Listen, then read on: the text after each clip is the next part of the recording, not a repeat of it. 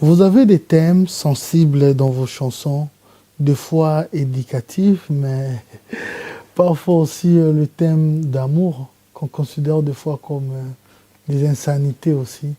Ça dépend comment on les exploite.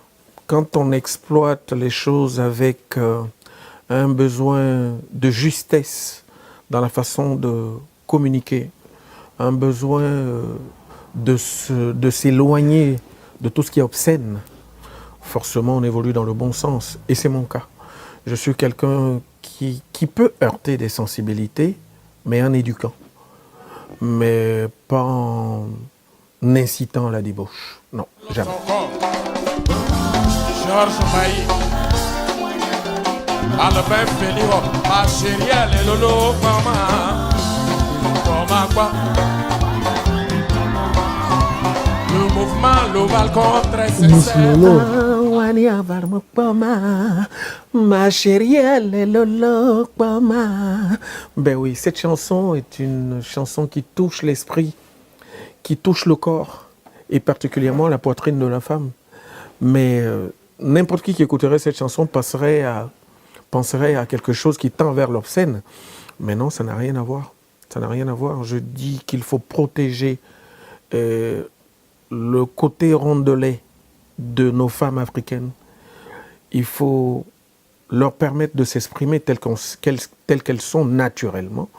Parce que Dieu donne. Hein? Dieu donne. Aujourd'hui, vous êtes ce que vous êtes parce que Dieu a voulu que vous soyez comme ça. Mais il faut l'accepter. quel qualificatif utiliserez-vous pour ces noms? George Weah, Président de la République du Libéria.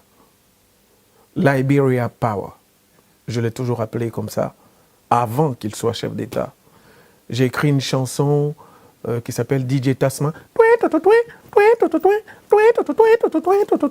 Cette chanson, ce soir c'est chaud, on va faire le show, Tasman. Cette chanson, dans cette chanson, je disais déjà, ben voilà, Liberia Power. Je le citais dans cette chanson, et cette chanson est sortie en 2003, 2004, 2003.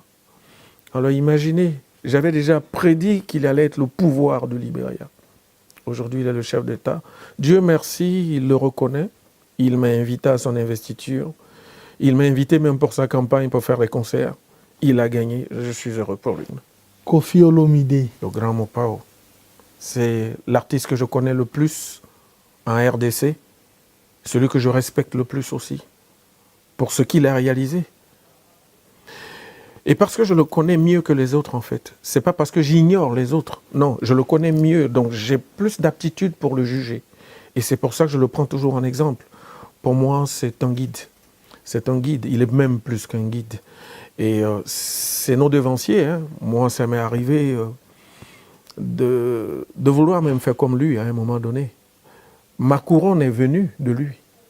J'avais pas de couronne quand je débutais ma carrière. Et ça a commencé. Et quand j'ai commencé à avoir la barbe, je vais garder la couronne. Et puis bah, après, ça continue jusque-là. Voilà, c'est quelqu'un qui a été un guide aussi pour moi. Et donc que je respecte beaucoup. pour terminer, Papa Wemba. Soki bamboni e nazela oh Soki bamboni e na balabala oh Otokeli ye maya wana tokela Otokeli ye na ya wana baby oh yeah. Bon, j'ai essayé, hein. J'ai pas trouvé les mots qu'il fallait parce que je parle pas lingala. Mais bon Dieu.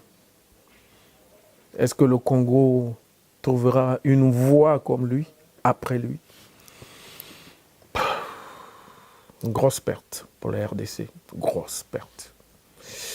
Grosse perte. Je crois que ce gars, quand il chantait, j'ai même presque les larmes aux yeux, quoi. Il te rentrait dans les tripes, c'était poils qui dressaient, quoi. Il dressait les poils, tout. On peut pas l'imiter, on peut pas l'égaler, non. C'est une autre dimension, chapeau. Et il nous a fait l'honneur, le grand Wemba, le grand prêtre, de dire adieu à tous ses fans en Côte d'Ivoire chez nous. Je lui dis merci.